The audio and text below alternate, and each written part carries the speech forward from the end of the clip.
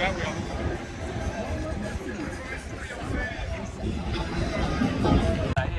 If it's on topic, hey, interject. Let's hear it.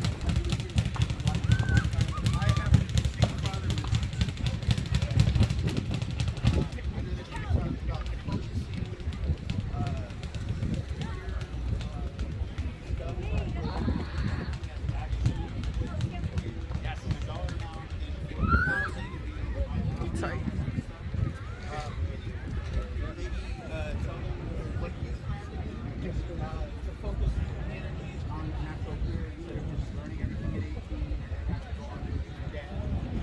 Yeah, the future of school. So my model, overall, the overarching theme of my model is a future California. Building a future California, not just with solving homelessness, but also with future schools. And a big factor of future schools is, I would ask everyone, if you had the choice at 14, would you rather go the traditional high school direction, and you think this to yourself, traditional high school direction, you learn geography even if you don't like it, you learn bio and chem, even if you're never going to use that again in your life, or go into a direction where you'll learn a base fundamental financial education. Everybody in our state is financially educated starting at 14 to 16. You learn business communication, basic sales skills, because through life you have to sell yourself. It's not just about selling houses or selling cars, it's selling yourself to succeed through life. But beyond that, being able to choose. Do you want to become a nurse, a doctor, an attorney, an electrician, an engineer, a mechanical engineer by 18? Having the option to actually get a career at 18 debt-free. Not having to go to college and having companies within the state partnering with us saying, if you teach folks how to do this, they got a job at Tesla, Apple, Patagonia, Amgen. So that's what we need. Not folks at 23 with $200,000 in student debt. And then what? Can't afford a house. Can't afford to build wealth because there's drowning in student debt. So that's a future that I know California needs, and it's one that we can all get behind. Democrats, Republicans, Independents, and it's a choice. If, for example, you decided, you know what, I want to become a nurse, and by 18 you have the ability to become a nurse, but you say, you know what, I don't want to become a nurse, I decided I want to go to college for archaeology. You have that choice, that's fine. Guess what you can always fall back on? That nursing education you had at 18.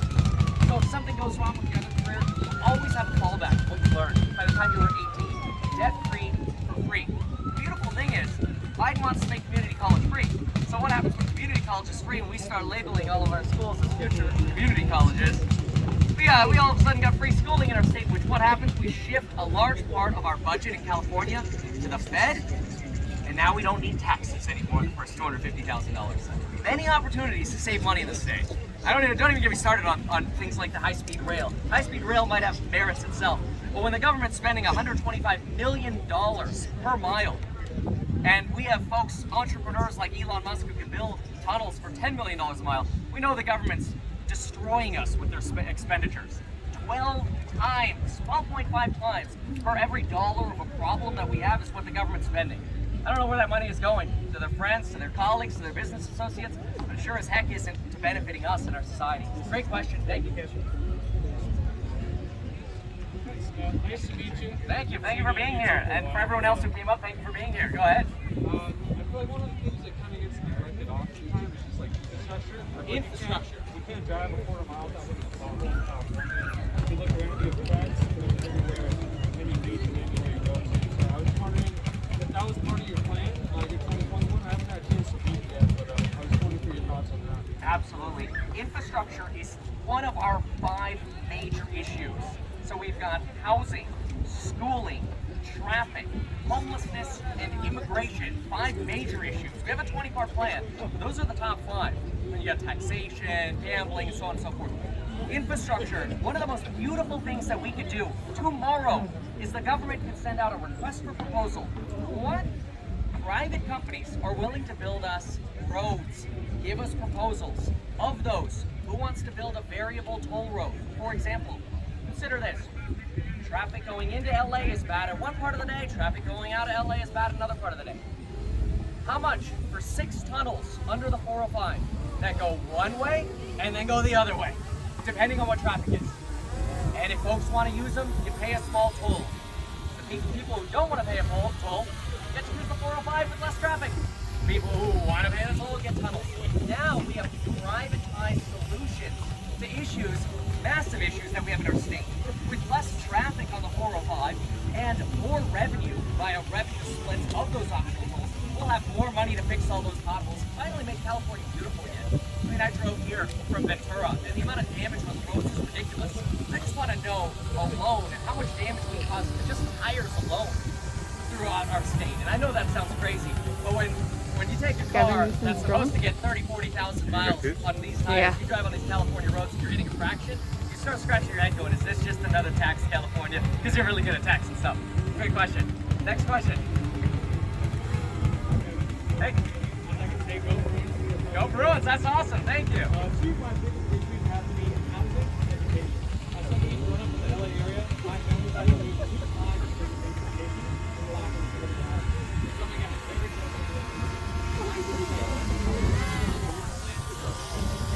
Hi there, Gavin Newsom. more houses, absolutely. For education, somebody who's studying, I would love to get a cause who understands the culture of this area. So a lot of my fellow classmates do not, they know. What are you going to do to help them out? Absolutely, it's such a great question. So the beautiful thing, we'll answer your second question first. The beautiful thing about the future school model is we're going to open up the future school model to not just 14 to 18-year-olds, but anybody in California who wants to get re-educated. Because see, schooling and free schooling is not a liability when we actually use it to create jobs and careers that our businesses need. So Tesla, you need another 5,000 engineers? Well, you're going to open a new factory in California. You're not sending them to Texas. You're bringing jobs here. We'll educate folks of all ages. That means prison and jail reform. That means the opportunity for folks who are homeless to get educated, or folks to get re-educated who need to be able to go back to school. Future schools are that opportunity. On housing, we need to get the government out of the way. Folks, you pull a building permit for a ceiling fan now, you sometimes sit waiting for the permit to show up for 3 to 4 weeks. You want to add, where you want to remove, put in a new window, you want to add a room in your house so you can house hack it, you can afford it better. Good luck, you're probably waiting 5 to 6 weeks for it. Hello, drone. Yeah. A little more. I made it a little louder. Is that better? Yeah. Oh, thank you. Housing reform is a state of emergency, and on day one, I will declare housing a state of emergency. So that way we can get states and county governments out of the way. We have one state building and safety process. We give power to engineers and architects and to electricians and plumbers so we can get housing built faster in a safe way, subject to audit, subject to insurances, licensures, and so on. But more housing is the key. And not just more infill either. We've got plenty of vacant buildings around here that can be converted. We're also talking about new developments, new communities. Build a casino outside of Fillmore. Build a community around, I know Fillmore's that way. Build a community outside of Fillmore based around a casino. What do you get? You stop having Californians leaving to Vegas to vacation. They stay here, which means more sales tax revenue for our state, which, what does that go back to? Less money that you have to spend on income taxes. Very, very key. Huge issues. All have to be done together. Great question. Thank you. Next one. Yeah, go ahead. Or we want to share. We'll come back. We'll come back around. We're passing the mic. You got to go ahead. Hey, I just want to say I've been watching your videos for years, right? Thank you.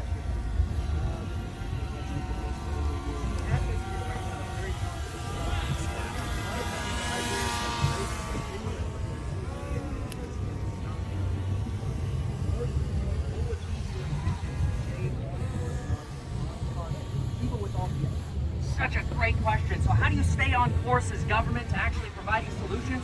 Folks, number one is transparency. You know what the problem with our government is now? We have no idea what they're doing for us. Most of the time, it's backroom deals. We have absolutely no idea how the negotiations are going.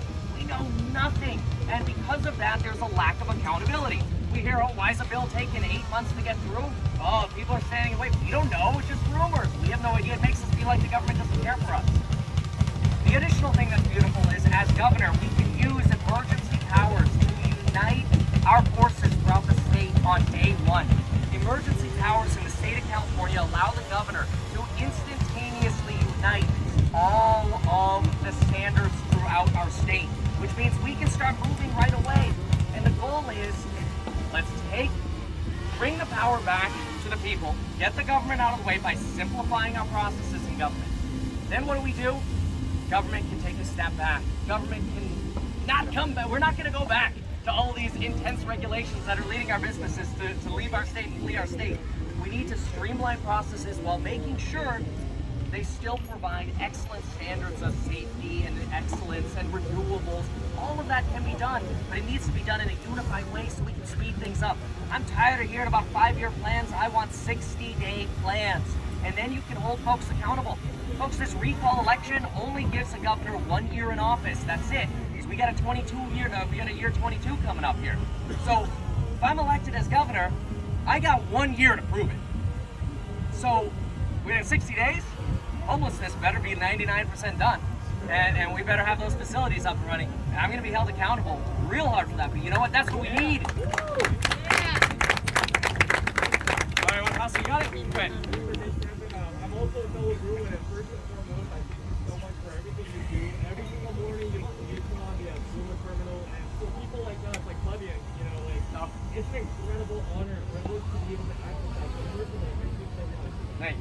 I'm a school teacher who after college, after graduating from 2017, I graduated upline class for high school, graduated upline class for college, and I was on my way to medical school, but Tuesday I found out that I can't really afford a lot of these different institutions because of how all because of the loan system. Yep. Because it's 4% interest rate while schools are not holding the bag on these bills basically. So one of the things I wanted to ask you was, as a school teacher, it's very, until I saw your videos this year as a school teacher, I've been struggling, paycheck to paycheck, trying to pay monthly rent on my one bedroom apartment in Los Angeles.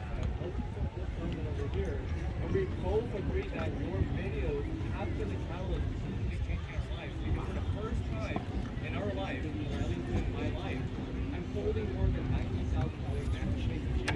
Nice. Congratulations. And that's on a teacher salary, which is it's not good. Well, thank you for saying that. One of the things you're talking about with unaffordable secondary education and college education, one of the issues here, in my opinion, is they don't need to be competitive anymore. Guess what future schools do? They force colleges to be competitive with a free option. When we have a free option that teaches folks how to get an entry version to a bar license, to become a nurse, to become a mechanical engineer, as much as I love UCLA, you're going to have to start stepping up your game a little bit. And you're going to have to lower costs and convince people, sell people on why they should spend money going to a 4-year institution. That is how the free market works and how it should work. But it's manipulated today, and it leaves people with over $200,000 of school debt in some cases, and nothing to look forward to but debt payments until they're 30. And what, they're supposed to then build wealth? And then you have a family and you try to afford housing? It's impossible. The entire system needs to be changed together. I can't just change homelessness. I can't just change schooling. We have to change everything. Transportation, housing, schooling, sales tax reform. People can't leave. Oh, yeah.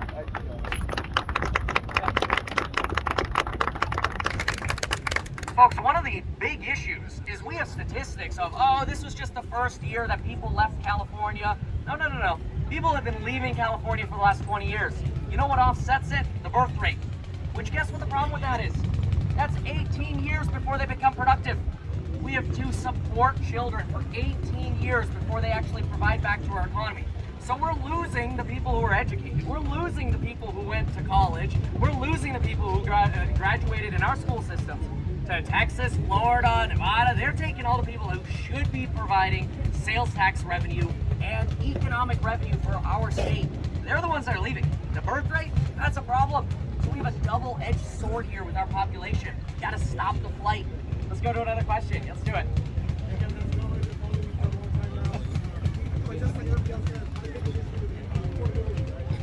Yeah, affordability, yeah.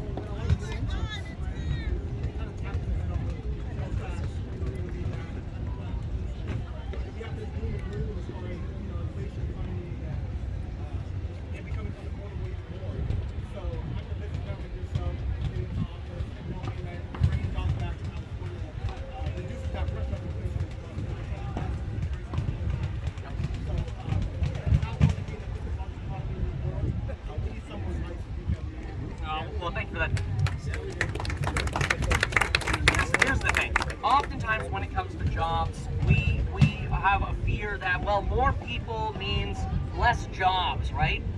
Wrong. More educated people means a stronger, larger economy. And guess what? One person becomes a CPA. Let's say you bring 20 educated people into California, or you educate 20 folks. They're not all going to be CPAs, but they might all need one if they actually start building wealth. And so when we initiate a state that focuses on everybody building wealth, not being dependent on the state of California, it's not their fault they're dependent on the state, it's California's fault. But when we turn that around and everybody can start focusing on building wealth, there are enough jobs to go around for everyone, and we're going to grow so well. So thank you for bringing that up. Go ahead.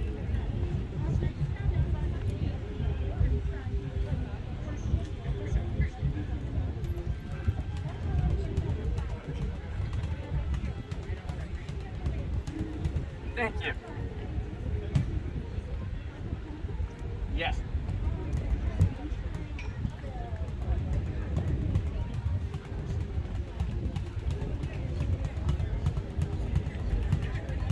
Yep.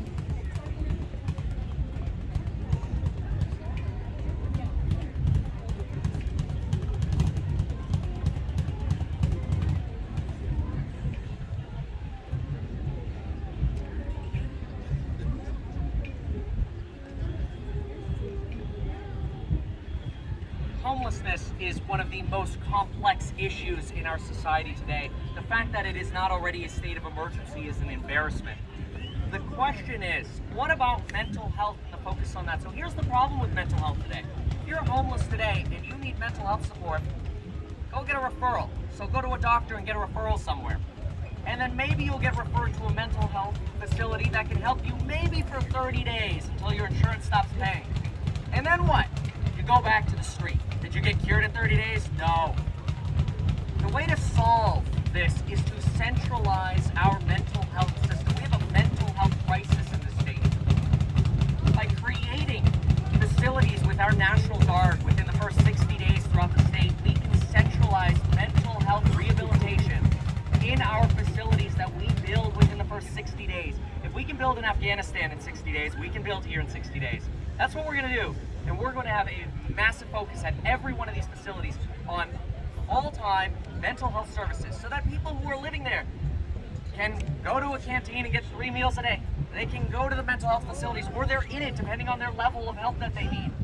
And we have centralized services so that we can finally rehabilitate our population, get people back to the dignity that they want. Great question, thank you. Thanks. Yeah, we'll keep passing the mic. Who's got another question? Maybe raise your hands. Anyone over there behind you?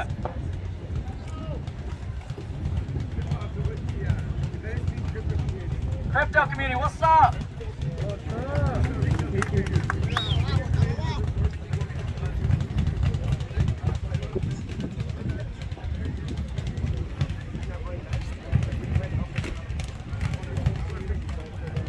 Crypto community?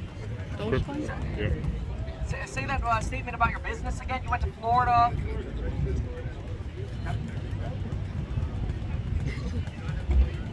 Yeah, here's the thing. California taxation sucks, first of all, okay? Everything you want to do is a fee in California. It's because the government is mismanaged. They don't know what they're doing. So here's the thing.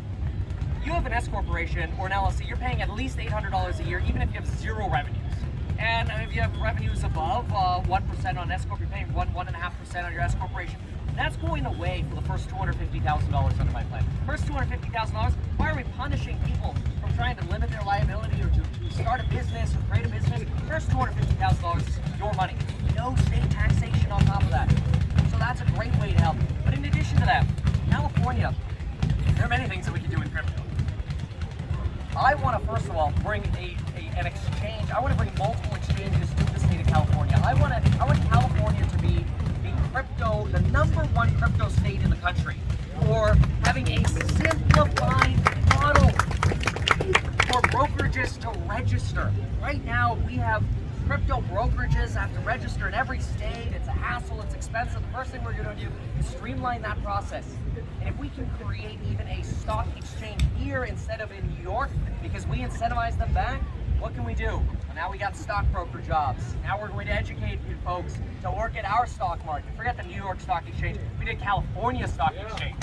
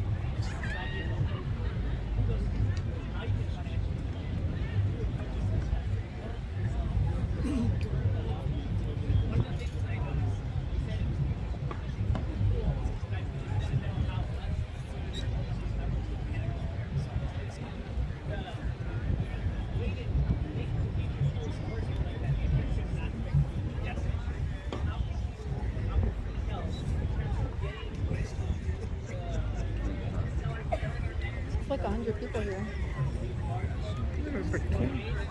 Yeah, there's 20 just here.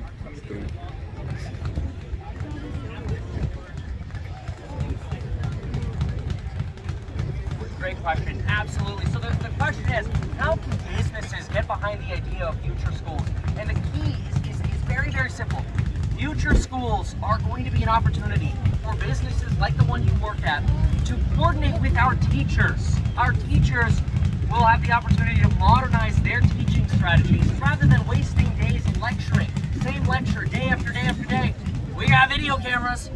Our teachers are going to provide lectures when lecturing needs to be done through virtual means. We're going to do that in coordination with companies, small, medium, and large throughout the state. So if you work at a small company, you work at a medium company, those companies can work directly with our teachers at educating our teachers. You have to educate teachers first, not in the old textbooks, but in the new way, the future way of financial education and career-oriented goals. Working with our future schools, we're going to have many incentives, not only to provide, we're not only going to give back with providing you jobs or folks who can work for your company who are actually educated. I mean, think about it. What's the best job interview? The best job interview is, here I am learning exactly the material you want, either through an internship or through schools directly. The companies immediately know, do they want to work with you or not? We don't have to gamble on job interviews anymore. But the goal is to educate everyone, 14 to 18, and anyone else who wants to enter the future school process, to be able to work for companies throughout California. That way we're providing jobs to the businesses that need them so they can grow. But most importantly, the government's going to get out of their way. The government is going to get out of the way of businesses being able to expand. We don't want Tesla's Gigafactory in Texas, we want it here. I'm sick and tired of hearing the mayor of Miami running billboards in San Francisco because it's easier to do business in Miami. I'm tired of hearing the governor of Texas saying it's easier to do business in Texas, so just leave California. Problem is, they're right.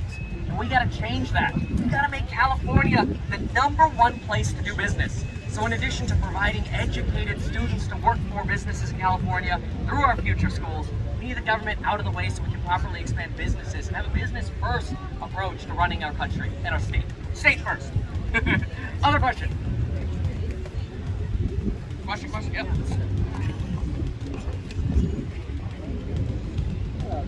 Hey. Very nice to meet you. Pleasure. So, well, I don't have a company, but I decided to bring my business up to you guys. Well, thank you for coming. Yeah, so I really love your idea for the future. Always because of the I am the graduate of the college. Sure.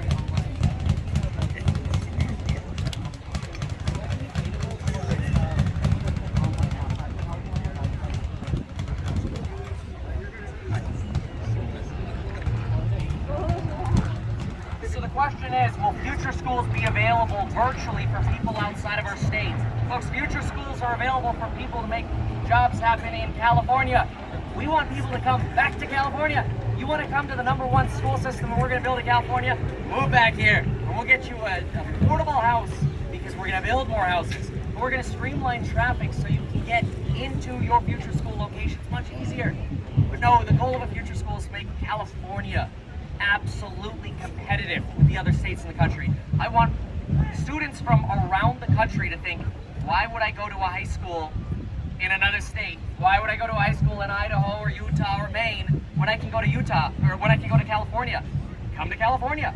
What happens when you graduate high school out here and you can get a career here? Which, remember what we said, the future schools work with businesses to employ people here in the state.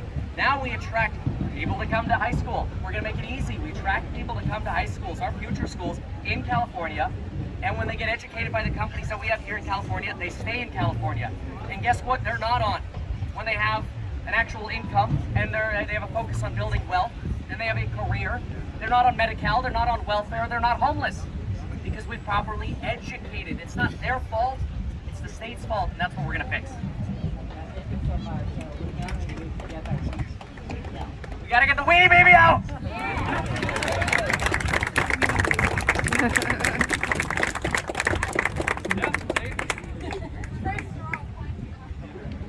Yeah, so I'm actually an international student. I'm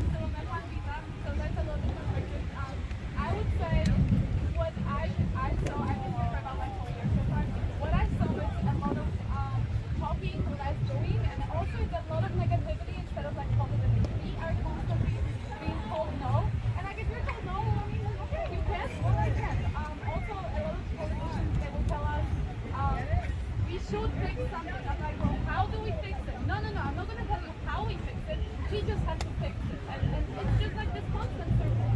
But I would also say, for me personally as an international student, having to pay 5,500 a semester, which is 2 semesters for school, total of 11,000, with the rule of we can only work up to 20 hours on campus with like that $13 per hour, you cannot pay 11,000 a year with like an $800 per month. So yeah, and then every time I go somewhere, people will tell me, you cannot do this, you cannot get a job after that, you cannot stay in the United States.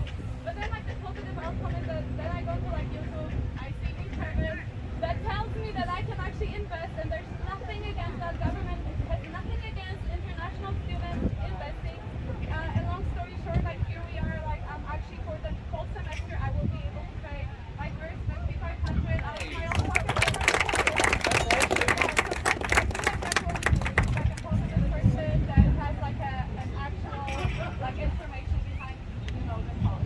Gotta have a plan. My gosh, how many politicians get in without a plan? It drives me nuts. But with the example you just gave, for example, you can only work 20 hours as a visa holder here. Folks, you know why we have bad illegal immigration in our state?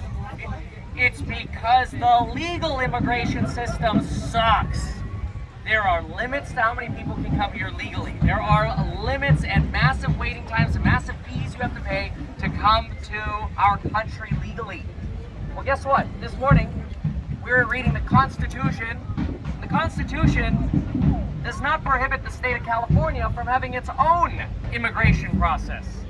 So we added a 5th state of emergency on day 1. We are going to have a legal path to California-style citizenship, which will be a unique status, a protected California style of citizenship for people who have skills and abilities to provide work and value to our society. And that process will take no more than 2 weeks. So imagine this. Somebody lives in Brazil and they have a business, an architectural firm. They want to move to California because their family's here. They can't because the legal immigration process sucks. We don't get that architect. That architect doesn't come contribute to our economy. They don't use our dentists, they don't use our CPAs, they don't use our services. So what do we get instead? We get all of the folks who have no choice but to risk their lives to come across the border illegally. So we get refugees, not professionals. I have nothing against refugees finding help, but we've got to have the door open for professionals to come contribute to our economy. We need a way for people to come to California and provide to our economy, support all of the services that we have throughout California, and stop the flight of people. Because if people keep leaving California, then our economy will no longer be the 5th largest economy in the world. That'll be Texas soon. And we got to stop that from happening. Great question. Yeah.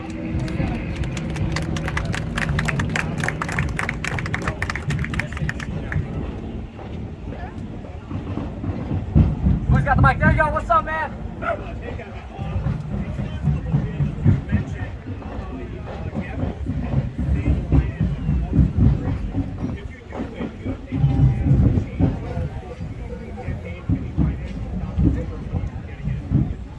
Campaigns shouldn't be run through Facebook ads and TV commercials. They should be run like this. Listening to what folks' concerns are and actually having a plan to address them. The amount of corporate influence that we have is very, very high in politics. The fact that the CEO of Netflix can donate $3 million to Gavin Newsom because he's getting recalled, he has no limits on the amount of donations he can receive. If any of you wanted to donate to my campaign, your limit is $32,000. It's a lot of money, but it's a huge difference. No limits for Gavin, but limits on everyone else. What does that sound really familiar to? It sounds a lot like dining at the French Laundry with lobbyists while everybody else is shut down. Folks, politics in this state are broken, and it's because of a lack of transparency that allows corruption to manifest throughout our state. That ends with transparency, that ends by electing me. Another question from Mike? Anyone questions over here? Question? Oh, behind you, right behind you. And we'll come back over this way. Hey. Oh, man.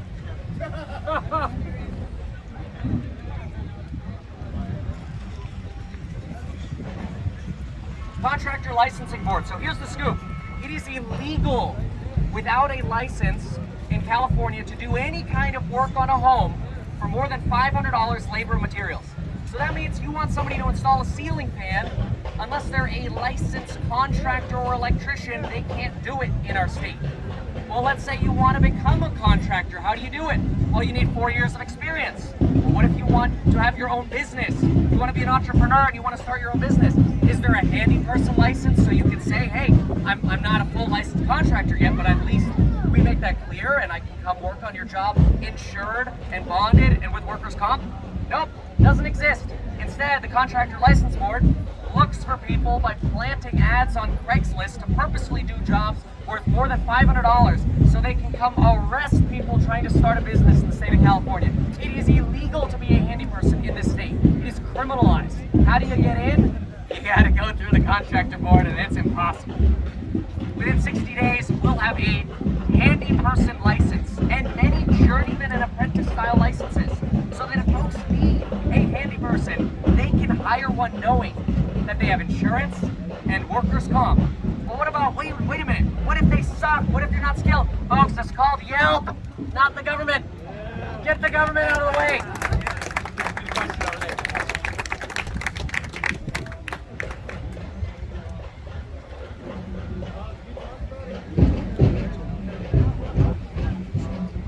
How do you be more transparent? How's, first of all, a daily vlog inside and behind the scenes of every discussion with politicians in our state?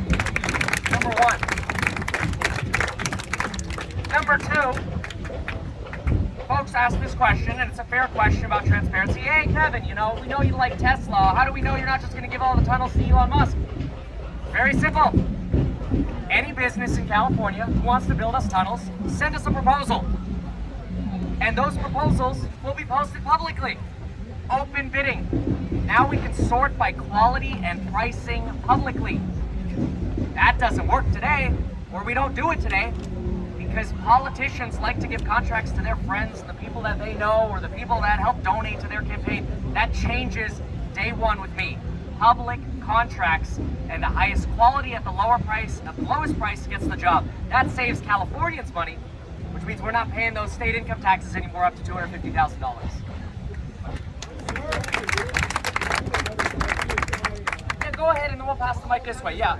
Okay. Ask your question really quick and then pass the mic. So the question I have was, things that we do in our firm, for example, we don't want to create to make things underground, for example, there's just so much bureaucracy, so many steps on the outside, so much red tape that it's absolutely impossible to actually build an infrastructure that's scientifically sound on the actual workplace and surface level, so that we go underground. Obviously, that's going to be a very place in California where we're prone to, we're prone to so many like wildfires and stuff. If you're underground, we can build for training systems.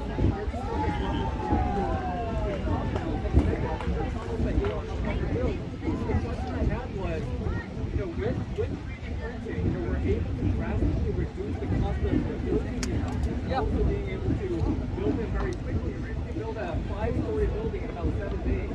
So the question is, why are we not being allowed to have the freedom to actually build the things we want to do, to be creative, to make the future tomorrow, right? Like we want to build Disneyland. Let's imagine In-N-Out.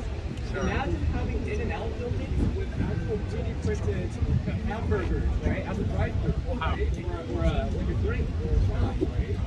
So why can't we exercise this kind of imagination, even though we know the science is safer, right? It's way more secure, and we can actually save a ton of money for other people. Because once the house actually breaks down, we can solve another one very quickly. But the problem is, if we're outsourcing all these houses to places like Nevada or Texas, because Elon Musk will eventually build those billion tunnels to connect California, the housing bubble is destined to come. So my question is, if we know that housing prices are destined to come and everything is going to be in chaos when these technological finalizations are finished, my question would be, in order to address the housing crisis that we have now, why not just allow the contractors to build the houses first and then the government pays for it? Instead of having the government pay for it first, then they're not actually building a house. It's creating a lot of waste in our Are you talking about public houses or just all houses in general? public houses, for example. Like there's low-income housing companies Right, that are right. empty. And yet I'll answer that. Go ahead and pass the mic that way. If you don't mind, then we're going to pass the mic this way. Okay, so here's the thing. The question is, why doesn't the government build more 3D printed houses faster? Here's a simple answer. The government needs to stop building houses. The government needs to let our markets build houses faster. Let the market build houses. This can be done very easily. By executive order on day one, we can consolidate the building departments throughout our state into one building department. One that authorizes architects, engineers, and contractors to approve 90% of permits without the state's involvement. And regarding new construction and new communities, new developments, we want all projects approved within 30 days. And you know how we do that? Because folks say, well, wait a minute. How are you going to go through all these different plan checkers to get it done? We're not. We're going to let the private market do it for us. And then we're just going to audit a sample or audit on new construction developments. We will audit the final version of whatever we are given within 30 days. So the private market, we want the private markets, fire department, fire prevention companies to provide plans. Let engineers provide plans. Let architects provide plans. Why are we as cities and counties doing corrections? We're only doing it because the government wants to collect more fees. So we're going to disincentivize fees to the permitting and building and safety department. How? Free permits. No more fees for permits. We are ending fees for permits. And we are privatizing the regulation process. Subject to audit. It's going to be safe. It's going to be safe. It's going to be better. By audit, we'll be done. So good question. Thank you. All right. Where'd the mic go? Well, the mic's over here. Go ahead. Yeah. Great, thank you. Oh, thank you for using the coupon code link down below. Yep.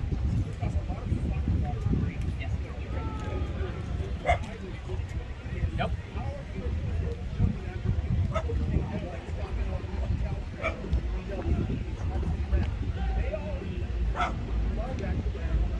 Your allocation. Yeah.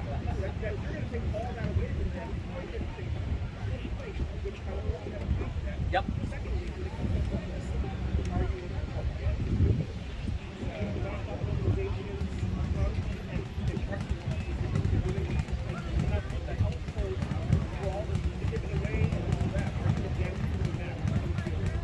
So two questions there. Let's start with the homeless question, and then well, actually, I want to address unions first. So here's the thing: I'm not taking jobs away from anyone. We are giving jobs to Californians. We are working and going to work. We already are in talks with unions and the departments through our state. You know what I get, or who I get emails from the most? Teachers unions, law enforcement unions, contractor unions. They're tired of the red tape themselves. The red tape in California that slows our progress down is like a cancer, and a cancer doesn't even like itself. It's an ugly process. People want to be empowered. The unions, our workers, our teachers, our nurses, everyone wants to be empowered to do better, to get ahead in society, to make a difference, to make a change. So we're not taking jobs away from the unions. We're going to work with unions to make sure the government gets out of their way. We're going to work with private businesses to make sure the government gets out of their way so we can make our plans happen faster and better. We're just going to use logic to make it happen by simplifying the process statewide. Second question was on homelessness, nonprofits, liability. What's up? Oh, someone's leaving. All right. Have a good day. I hope I didn't offend you. All right. Your question has a lot, the nonprofits, your question has a lot to do with the Whole Foods example. Whole Foods wastes enough food probably to feed our entire homeless population every day. But they can because of liability. The same is true for nonprofits. We got to work with nonprofits. The National Guard works with nonprofits to rehabilitate the folks who need rehabilitation, to treat those who need treatment, and to feed those who need treatment. It doesn't have to be all National Guard. Bring in every nonprofit to actually start making a difference. Rather than what we have right now, the nonprofit system now is like a shattered windshield. stuck together by this very bizarre piece of laminate between the glass panes, but nothing works together. Nothing works together. It's a disastrous system we have right now, and it's got to finally start working together, and our National Guard ties it all together. Next question. Oh, yeah. 1 second, if you don't mind. What's up, man? Good, thank you. What are your thoughts on critical race theory taught in schools? Question is about critical race theory. This is a very, very divisive topic. You say one thing, half people hate you. You say the other thing, another half people hate you. It's a very, very, very, very touchy one. So here's the thing. My vision is we have a massive wealth gap in this country that is built upon a lot of systemic problems and a lot of systemic issues. Solving our wealth problem for everyone of all races, sexes, colors is the #1 thing that we can do to finally end racism throughout our state. That is my belief, and that is what research shows, is when people have wealth, we remove some of the structural problems that exist. In fact, we remove a lot of them. So my #1 goal is a financial education for everyone in this state, of any age, of any color, of any sex.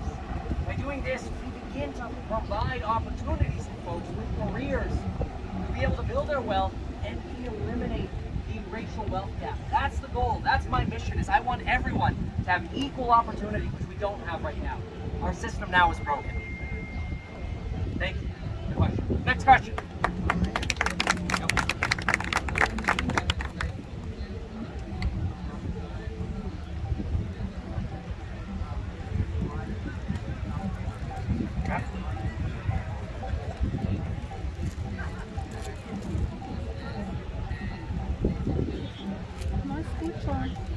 Can't hear you. I don't know how Kevin can. Does he have an earpiece? Yeah, I think Is it so. you? I think Oh, so. he does.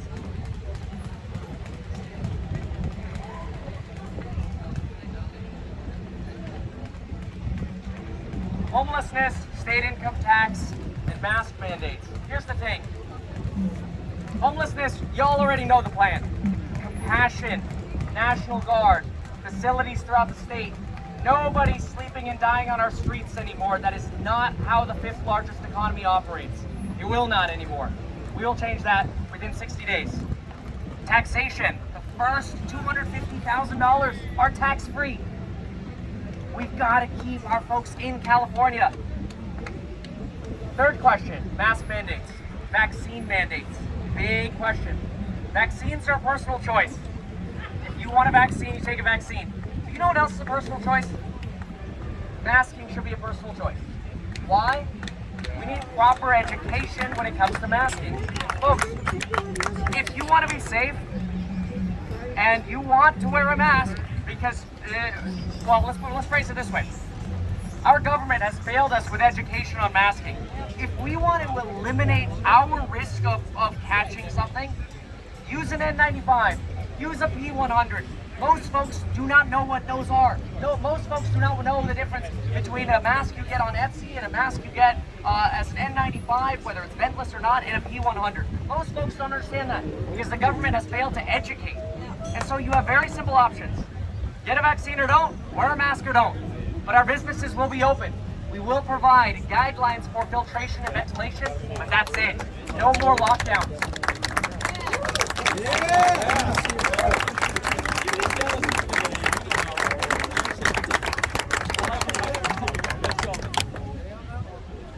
Who's got another question? Go. Who's got the mic? Mike, Laura, go ahead. Check.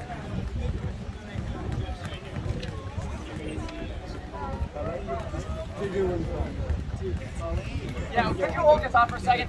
Hey, y'all, why don't you come up here? Jack, get up here. Bring everyone up here. Get over here. Congrats! Big round!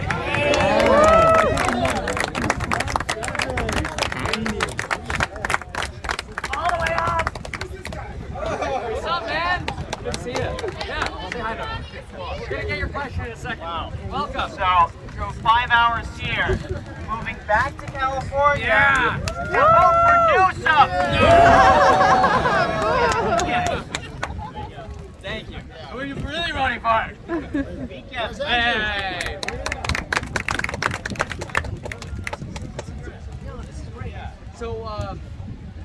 go ahead with your question.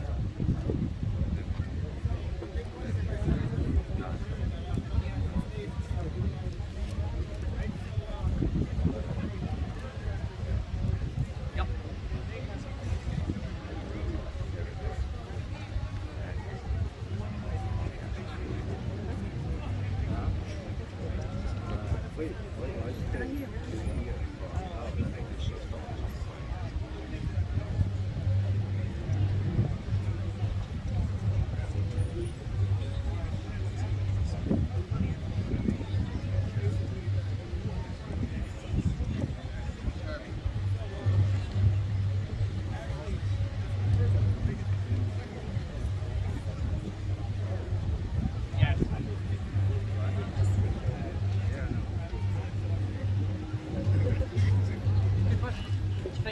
Okay, so the two questions are, number one, how do you keep money from leaving California? Here's the simple one, you tax it less.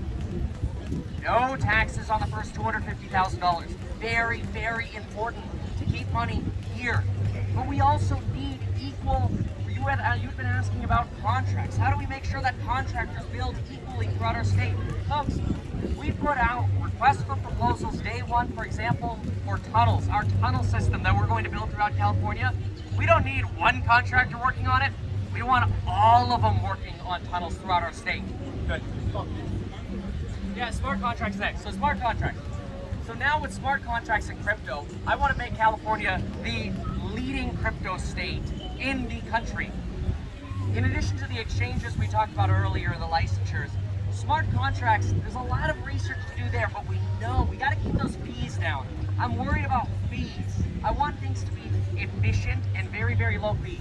So if we can get efficient, low fee style cryptocurrencies, or we could even have a California coin, these are things I'll be looking into, and whatever is the most logical and best solution for our state is what we're going with. Lemon coin. Or Doge. Doge. Next question. Who's got the mic? Go ahead.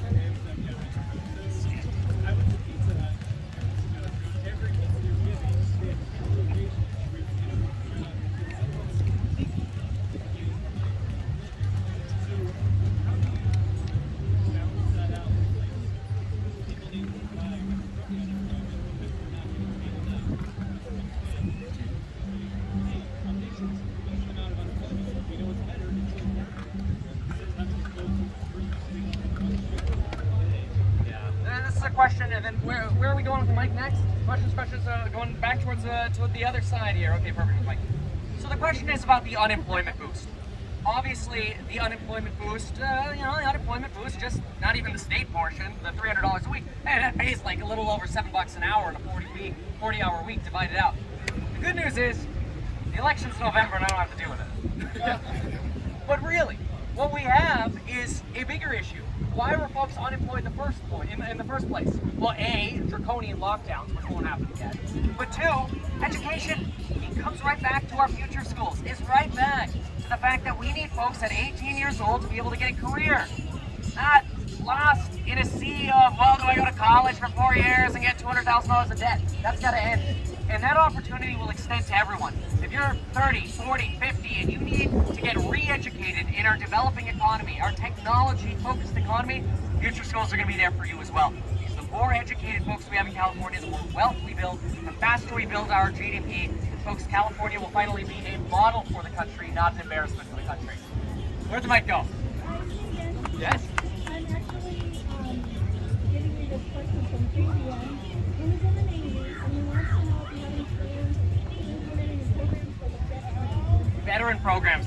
Veterans also deserve a financial education. They deserve so much. They have such wonderful opportunities as well with building wealth, with VA loan programs, such great opportunities as a veteran, which is a wonderful thank you for our veteran community. But you know what's not a thank you for our veteran community? Mental health services that our veterans get, or actually don't get today. And so by expanding on our National Guard model in our homelessness solutions, we will be expanding and making permanent our mental health facilities that are centralized so we can work with nonprofits, doctors, and experts to finally solve mental illness and treat it. It takes time to do, it takes money to do, but we're going to do it because the folks deserve it, especially our veterans. so absolutely helping our veterans. But any veteran who works in California or is stationed in California, guess what you're getting? Financial education with our future schools, because everyone who's in California deserves that. Next question. Go ahead.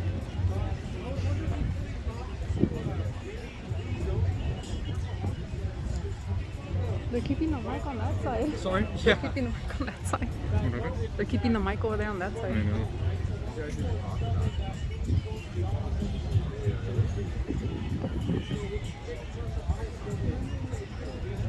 Oh, yeah.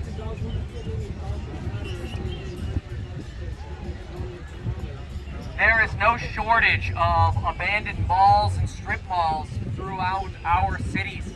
That's got to change, and we can streamline the redevelopment of strip malls and malls into townhomes or individual units. However, we can streamline that process with our new statewide building and safety department that focuses on privatization and maximizing safety rather than getting every individual city and county involved in every decision.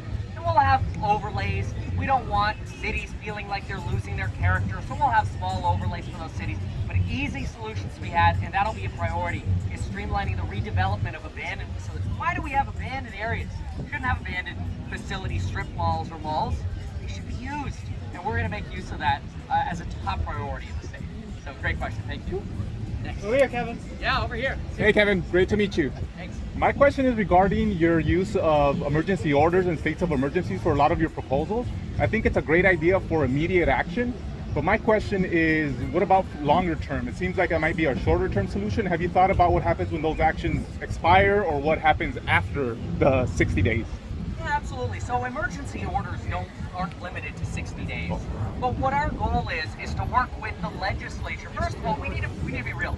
We have an immigration emergency, we have a housing emergency, an education emergency, a traffic emergency, and a homeless emergency.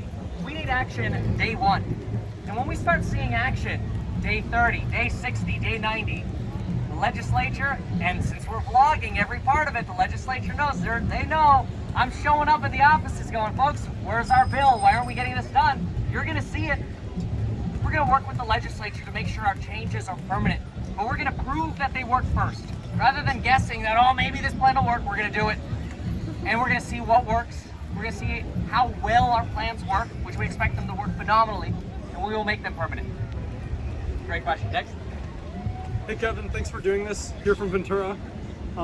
So as a student, the most important thing to me are your future schools. It's very interesting to me. We've actually started a nonprofit to do similar work just like this.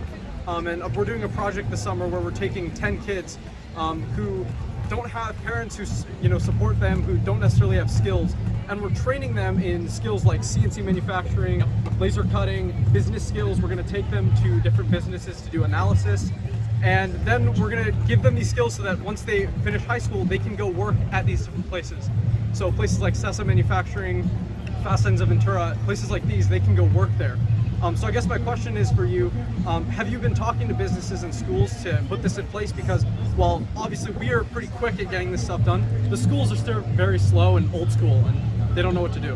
What I've found is the schools, the sheriffs of our state, they're all frustrated with how slow things are. Speeding things up is number one, but we're going to partner with nonprofits like what you've described, so we can work with all of our nonprofits at expediting our plans. We want to get the red tape out of the way and actually do it. We're going to do so with emergency action, so we can immediately, we're going to have about a 5-week transition. So when we win, we're going to have about a 5-week transition. In those 5 weeks, that transition, we need a request for proposals are going out to every nonprofit in the state, to every sheriff's department in the state, to every building and safety department in the state. I want a 1-page letter. I don't want 10 pages. I'm not going to read 10 pages. I want 1 page on how your nonprofit, how your city department, how your parks department, whatever, what your business can do for the state. And at the level of the governorship, we will consolidate that and find out exactly how we can work with every nonprofit and every business in the best way possible through our future schools. Thank you. And it's all going to get done through 1-page proposals. We're going to make that happen.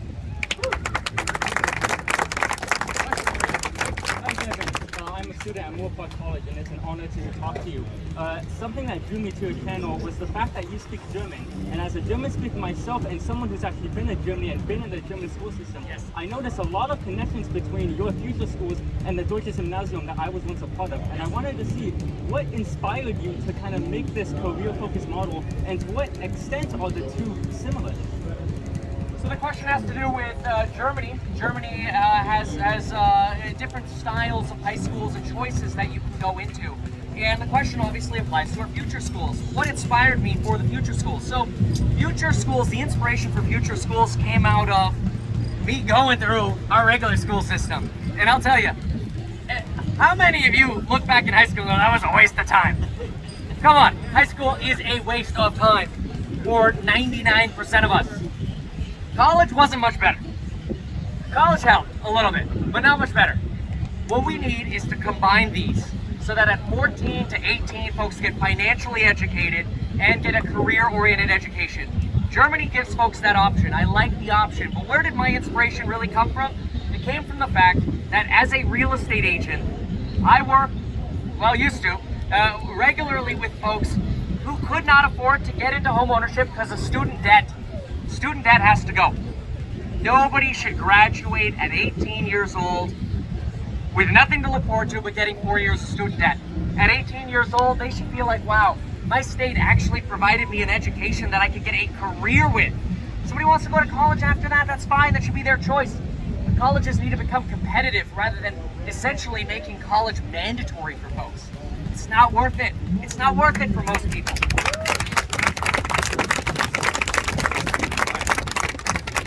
Go ahead.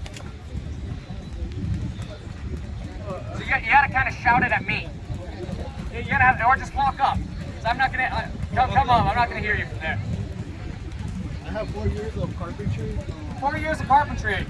My question is, do I stay in my current job, become a carpentry investor, or go my own business? See, what I want, the question is, what do you do? 4 years of carpentry, do you stay in your current job, or what do you do? It should be easy for you to start your own business if you wanted to. Now, the state's going to put you through the ringer to become your own contractor. We're going to make that easier for you to use your experience and create your own business, even if that means we have to add new licenses for journeyman carpenter, journeyman contractor, whatever. We're going to do that to make it as easy as possible. The government will get out of your way to make sure you can start a business. And guess what? You want to keep working in carpentry and you decide, you know what, I want to do something else. At the same time, you can enroll in our future schools and learn a new direction if you wanted to. It's your choice, but the government's not going to be in your way.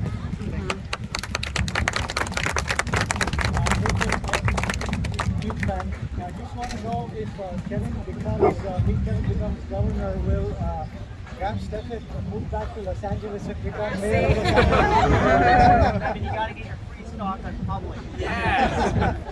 Well, I don't know, Graham, are you going to move back if we get rid of these taxes? All right, we're going to make it happen, and then Graham's coming back. Don't call it a comeback. All right, other questions? Yep.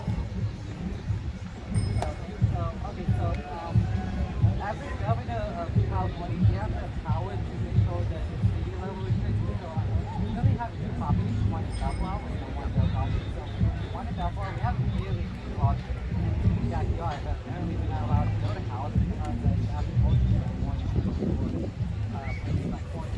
Sure. And the Bell Garden, they don't allow like affordable at all. Not allowed to park on the property or on the street. And you are like, No, you're putting the whole thing. Walking it. I'm gonna upload it on YouTube for the people that couldn't make it. Sure. So the question has to do with city restrictions on what you can do with your property. I come from a mindset and a belief that if it's your land, you can do with it what you want, but there are limits, and I get that. And so my belief is we need streamlined, simplified limits from the state level to where that every single city doesn't give you a different rule set in terms of what you can do and can't do. Let me give you an example. The state tried to do this with a long, complicated bill, said, hey, if you have space, you can build a guest unit in your backyard or turn your garage into a guest unit. And the city shall approve that within 60 days. Well, guess what cities say? we're too overworked, we can't get back to you in 60 days. I've been waiting 6 months in my city for approval to convert a garage. Folks, architects are going to be able to approve that for us within a week. We're going to get the government out of that way. We're going to get the government out of the way as much as possible. Make sure we can actually have more affordable housing by building more housing. We don't need more rent control. We don't need more designated affordable housing. We need more opportunities for people to be able to build wealth by buying less expensive homes. Thank you for your question. Next question. I just wanted to ask you your opinion on school choice and how it can factor in with future schools. Because as somebody who went to LUSD, I could see much better high schools a couple streets down the way. And just because my apartment building was on the wrong side of the road, I had to go to a school that was funded much less. And I just wanted to know your opinion on that. Folks will have the choice to go to whatever future school they want. So when we have future schools, I want future schools to operate like businesses. If your future school has a 4-star Yelp review, and you're mad that everybody's going to the 5-star Yelp reviewed future school, make your school better. That's what we'll do. Great question. Anybody? Questions? I'll take one. Right here? You got one? Any questions over there? Questions? So Kevin, All I right. wanted to ask Raise you, all right, go ahead. what are you going to do for the gun owners in the state who are treated like criminals all the time? I mean, if you're a gun owner, you can relate, basically. So the question is about gun ownership. Look, when you look at gun ownership, California is like at 0 liberties for gun ownership. It is at the most extreme you could be for gun ownership. We're not going to go... California is probably not soon going to go from a state of 0 opportunities for gun owners to complete gun ownership opportunities like maybe a Texas or Florida. It's not good. That transition is not something anybody can promise overnight. There are cultural differences in California. However, here's what we will do. For people who are gun owners and who are trained in gun ownership, they will begin to get new liberties. For example, concealed carry licenses are next to impossible to get in our state. So what do people do? They carry it anyway. We need to get the government out of the way so that trained folks who want to carry a weapon but prove training through certified private companies will have the opportunity to apply for such a license. That is a step in the right direction. Go ahead. Sorry, come a little closer if you don't mind. Yep. And folks, I think we got about 10 minutes left. All right, go ahead. Yeah, so I was just wondering, after coming inside, what your plan is and strategy to convince more than Great question. Yeah, so the question is, how do you begin to work with lawmakers? Because we got a Senate, we got an Assembly, we got folks to work with. The easiest way to work with folks is to see what they can bring to the table. 1-page request for proposal. We give every Assembly person and senator the opportunity to state during our transition period to show us how they can work with us on our plans. My 20-point plan is obvious. It's very simple, and it's one that is very transparent, and many of us agree on. I would say the vast majority of us, my guess is over 95% of folks would agree, we need less traffic, more housing, better schooling, lower taxation. These are simple things we can work with folks from all parties on. Independent, Republican, Democrat, party affiliation doesn't matter. What matters is solving the problems that our state has. And I will promise, and I will document, because we're going to vlog it all, we're going to meet with every single assemblyman, woman, and senator that is in our state willing to listen to logic and come to the table with plans for how we're going to make their district better and work with the state government together. Make sure we get this done, not in 5 years, in the first 60 days. We get our action implemented. Thank you. And then Nathan, and then maybe we'll walk over here. We got some. All right, we'll come over this way in a moment. Go ahead. Hi, Kevin. Hey. Someone who makes 5 million, 10 million or more annually, how is that person convinced to come back to California just because he's not paying taxes on the first 250,000? Because that's not very significant for that much. So the question is, how do you convince millionaires who are making lots of money to come back to California? Great question. Over $250,000, we're going to have a flat tax of between 5 to 7%. That is going to enable us to capture about 40% of our state tax revenue that we need, and we have plans for capturing the other 60%. The way we want to incentivize folks to come back is by being competitive with states like Arizona and other states that have tax rates around these levels. We're not going to be able to go to zero for all income levels above $250,000, but those folks will get to live in California and operate businesses in California with the government in their way less. We got to get the government out of their way, and when we bring those businesses back to California and provide them an educated workforce, I think we're going to have a lot of millionaires coming back to California. A lot of folks who are frustrated with traffic and homelessness, that'll be done. We'll be solving that. We'll be eliminating the many objections that there are in California to leave California. Right now, folks are voting with their feet. It's not just taxes, it's everything. It's taxes, homelessness, housing, traffic, schooling. All of these need to be solved. We're going to make that happen. Over here, go ahead. Kevin didn't think the millionaire would show I up. think your 20-part plan is amazing. My only question is, if you did get elected, how would you propose to try to actually implement these changes in such a hard, I guess, so many parties working against you in California? Yeah, I mean, look, California is essentially known as a one-party state. The Democrats in California have a supermajority. And my goal is to work with every single assembly person and senator to make sure we can actually get change done. But here's the thing. It's not our senators' faults. It's not our assemblymen and women's faults. It's the fact that we don't have a unifying force in Sacramento. When we have a unifying force in Sacramento that actually is solution-oriented and listens to logic and doesn't spend $125 million a mile when you could be spending $10 million a mile on building tunnels, wasting our money the way our current government and the current heads of government are doing, well, then we can actually begin to think about implementing real change, real solutions. Because guess what? Every senator, every assemblyman and woman benefits from ending homelessness, from solving traffic, from having more housing and more development. All of them benefit, and we're going to work with all of them. Where to go? All right. Okay. So, as a small, like as an Amazon affiliate, how what do you think Yes. So, is there any plan, or would you be going to tighten it up? Because there's a lot of stuff in the LA ports that lets the counterfeits come in, undercut what we're doing, which means there's billions of dollars sitting over in the Amazon fulfillment centers. They're all counterfeit. They shouldn't be in the country. That if I was selling counterfeit, I would get busted. But it's sitting over there, and it's constantly being ignored, which is constantly eating into all of our pockets. How would you do that? Well, the first thing is you mentioned corruption at our ports coming in. The way we deal with corruption is with transparency and privatizing what we can. We don't want to remove jobs, we don't want to eliminate jobs, but we want competition. Competition is very, very important where we can have competition. Now, regarding counterfeiting is something that will be a priority to make sure that we can protect, especially the businesses who operate in our state. We want to make sure our state is less litigious and provide more opportunities for our businesses to succeed. That's going to be a priority of mine. An exact solution we'll definitely be coming up with. Go ahead. I can't hear you. Sorry. Would you mind come a little closer?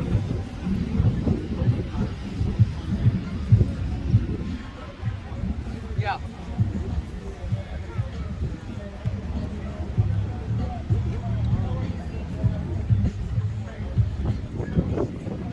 Artificial and based smart contracts? Was that the question?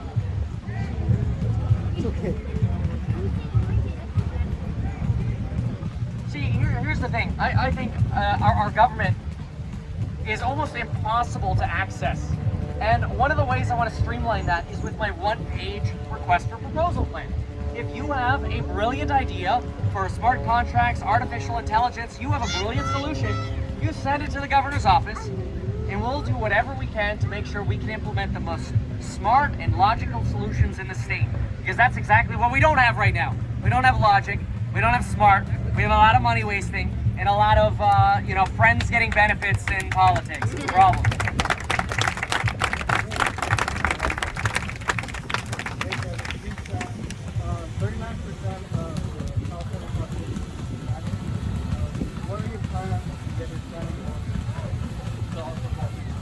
Absolutely. So the question is about Hispanic voters also voting.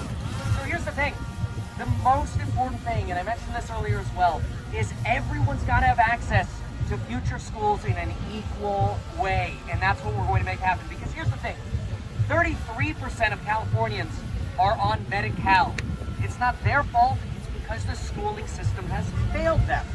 And the ones who disproportionately fail in our state, or the schools that disproportionately fail our society, are in lower income neighborhoods. Lower income schools have a higher incidence of crime, lower graduation rates, and lower ultimate lifetime earnings. That changes and ends with future schools. Every community, I don't care if it's black, I don't care if it's Asian, I don't care if it's Hispanic, I don't care if it's white, it doesn't matter. Every community gets the same high quality future schools. That's the best thing we can do for our society. It's making sure everybody has an equal opportunity, and it starts with a financial education and a solid career-oriented education.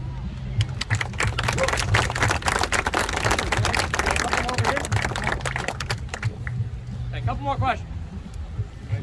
Hey, come a little closer if you don't mind.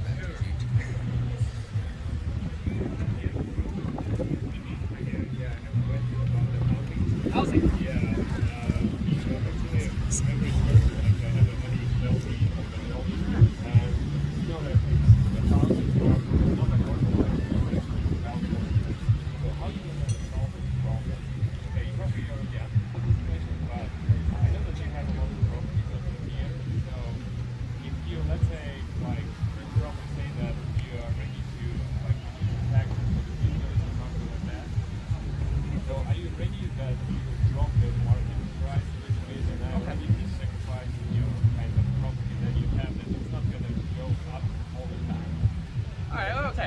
I get the question. That's good. It's a good question. It's a very fair question. So the question is, look, if we have more housing, isn't that going to depress home values? Here's the thing, folks. We got to create growth in our state. And when we have growth, we don't depress home values. But wait a minute. How does that work with affordability? It's simple. We build new communities in new places and actually have appropriate ways to transport people into our economic hubs. We need tunnels connecting our downtown hubs to communities outside. Tunnels where folks can quickly have the option to work in LA, for example, but live in a beautiful 3-bedroom, 2-bath house outside of Los Angeles for an affordable price. The median home price right now in California is $800,000. That is not affordable. It is not. You need at least $160,000 income. The median income right now for a family is somewhere around $75,000 in California, and even that's high. Folks, we need everyone to be able to have the option of affording a house in California. And the way you do that is you build more communities with the proper infrastructure to connect them to our economic hubs. So that way, anybody of any income has the opportunity to afford a house, but be economically connected, so they have equal opportunity. That's what's important, and that's the #1 priority for my administration.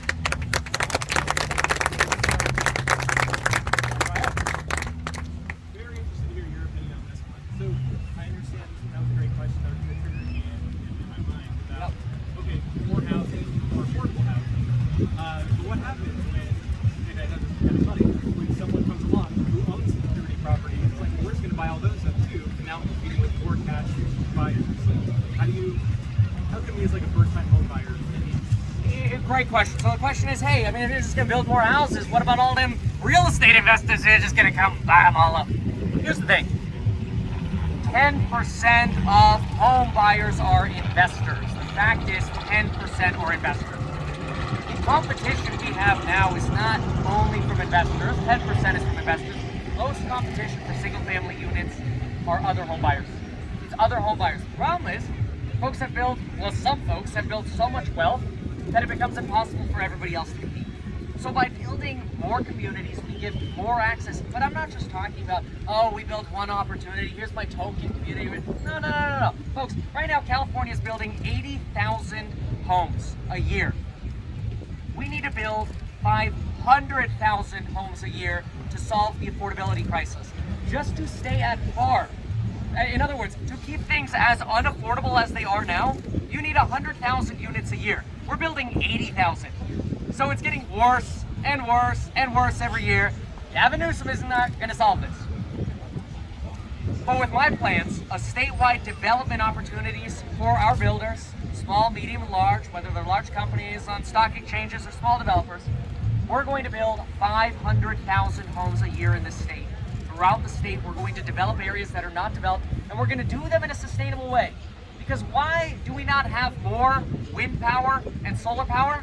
We don't have more wind power and solar power because it's hard to build a solar farm and bring that power here, because everybody gets in the way of the transmission lines.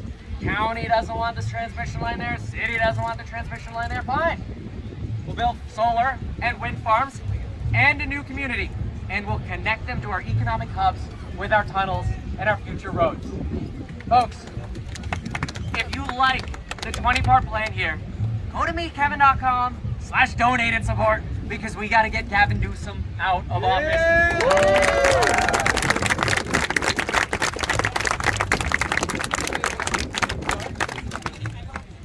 That's right. Oh my gosh. So unfortunately, California requires you to go online to donate. I appreciate that. You know, another thing California doesn't let you do is donate through cryptocurrency. I'll change that. Yeah, don't ban me, bro is available too at meetkevin.com/don'tbanmebro. But folks, seriously, thank you so much for coming out. It is a blast talking to everybody. I want to do more of these in the future. I appreciate all of you for coming. We are just on week 1 of this campaign. We're going to take over California. Thank you so much for supporting Meet Kevin for Governor in 2021. Vote on God! Vote on God!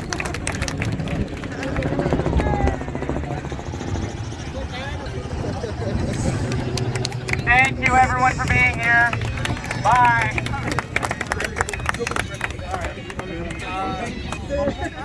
I just want to see the outcome here. Nice. Do you want to take a... You want to take one?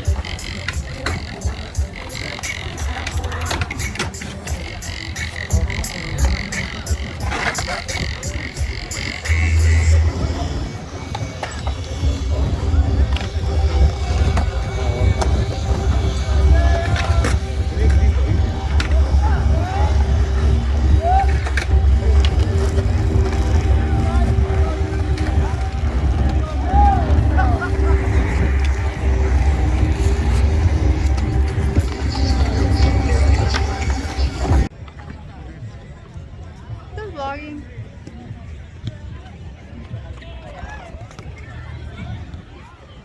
Oh, wait, what side do you have? The front side. Oh, make a video? Yeah. Venice Beach.